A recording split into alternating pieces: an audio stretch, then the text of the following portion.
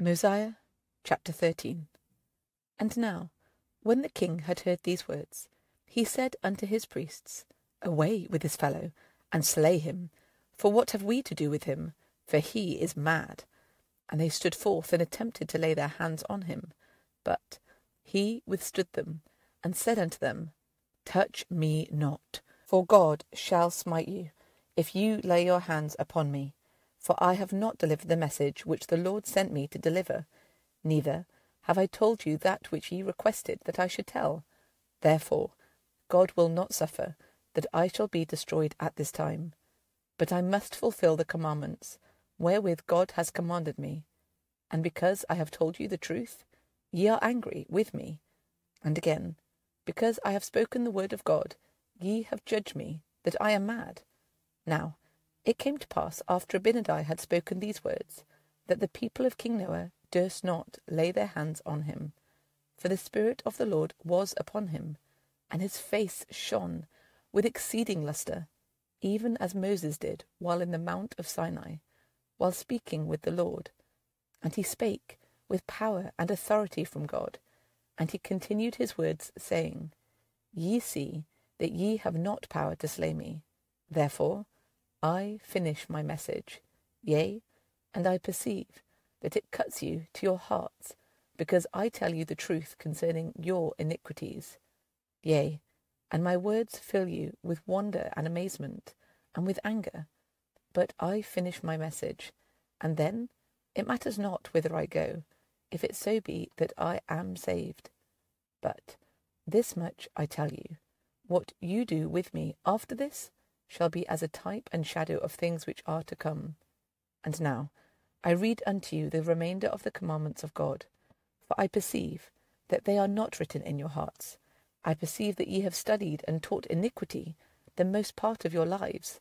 And now ye remember that I said unto you, Thou shalt not make unto thee any graven image, or any likeness of things which are in heaven above, or which are in the earth beneath, or which are in the water under the earth.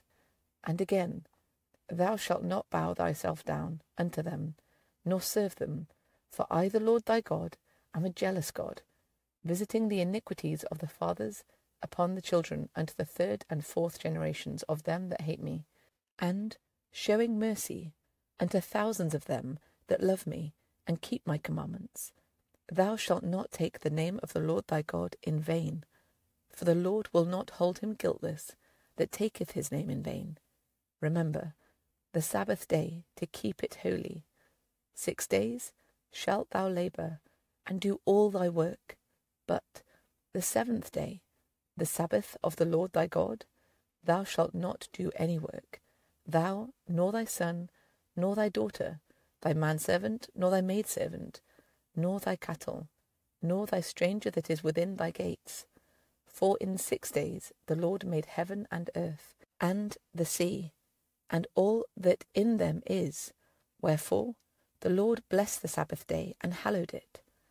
Honour thy father and thy mother, that thy days may be long upon the land, which the Lord thy God giveth thee. Thou shalt not kill. Thou shalt not commit adultery. Thou shalt not steal. Thou shalt not bear false witness against thy neighbour. Thou shalt not covet thy neighbour's house. Thou shalt not covet thy neighbour's wife, nor his manservant, nor his maidservant, nor his ox, nor his ass, nor anything that is thy neighbour's. And it came to pass, that after Abinadi had made an end of these sayings, that he said unto them, Have ye taught this people, that they should observe to do all these things, for to keep these commandments? I say unto you, Nay. For if ye had, the Lord would not have caused me to come forth, and to prophesy evil concerning this people. And now ye have said that salvation cometh by the law of Moses.